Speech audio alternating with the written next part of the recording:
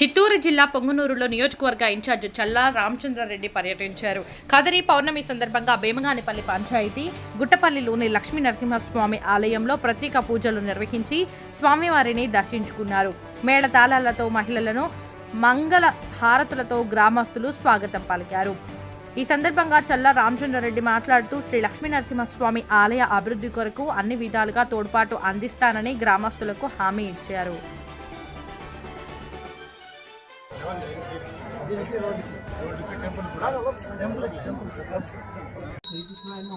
ఓం శ్రీ లక్ష్మీ నరసింహస్వామి దేవతాభ్యో నమః.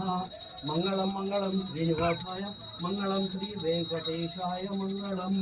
ఓం శ్రీ లక్ష్మీ నరసింహస్వామి దేవతాభ్యో నమః. ఆనంద కర్పూర నీరాజనం సమర్పయామి. నీరాజనానంతర ఆచమనీయం సమర్పయామి.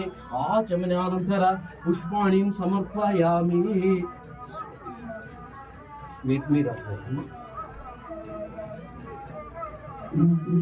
వేదాహమేతం పురుషం మహంతం ఆదిత్యవర్ణం. ఓం శ్రీ లక్ష్మీ నరసింహస్వామి నమః. ఓం స్కందాయ నమో గుహాయ నమో షణ్ముఖాయ నమో పాలనేత సుతాయ నమః. ఓం ప్రభవే నమో పింగళాయ. వేదిక మీద ఉన్న పెద్దలకు, ఇక్కడ చేరిన భీమగానిపల్లి పంచాయతీ గ్రామస్తులకు, గుట్టపల్లి గ్రామస్తులకు అందరికీ కూడా మనస్ఫూర్తిగా ధన్యవాదాలు తెలియజేసుకుంటున్నాను.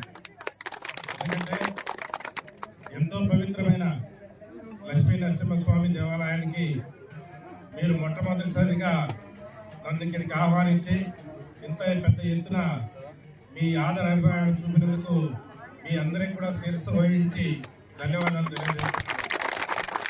ఎందుకంటే మేము కూడా మొట్టమొదటిసారిగా వచ్చాం. ఈ గ్రామంలో సమస్యలు వస్తున్నాయి. ఇక్కడ ఈ గుడి పరిసరాల ప్రాంతాల్లో ఏ విధంగా ఇక్కడికి వచ్చినాము, ఏ విధంగా ఈ గుడి ఆనవాళ్ళు ఉన్నాయి, దీని చరిత్ర ఏమి, అన్నీ కూడా పూర్వ పరిసరాలన్నీ కూడా పూర్తిగా క్షుణ్ణంగా మేము తెలుసుకున్నాము. దీనికి కావాల్సిన సౌకర్యాలన్నీ కూడా నేను ఇప్పుడే చెప్పినాను. ఇక్కడ ఇంపార్టెంట్గా దీనికి ఒక తారు రోడ్డు వేయాలని చెప్పి ఇక్కడ ఉండే గ్రామస్తులు అవుతానేమి, ఇక్కడే ముఖ్య నాయకులు అవుతానేమి, మండల పార్టీ ప్రెసిడెంట్ అవుతానేమి, పెద్దలు వెంకటపల్లి అన్న గారు అవుతానేమి, అందరూ కూడా నాకు చెప్పడం జరిగింది.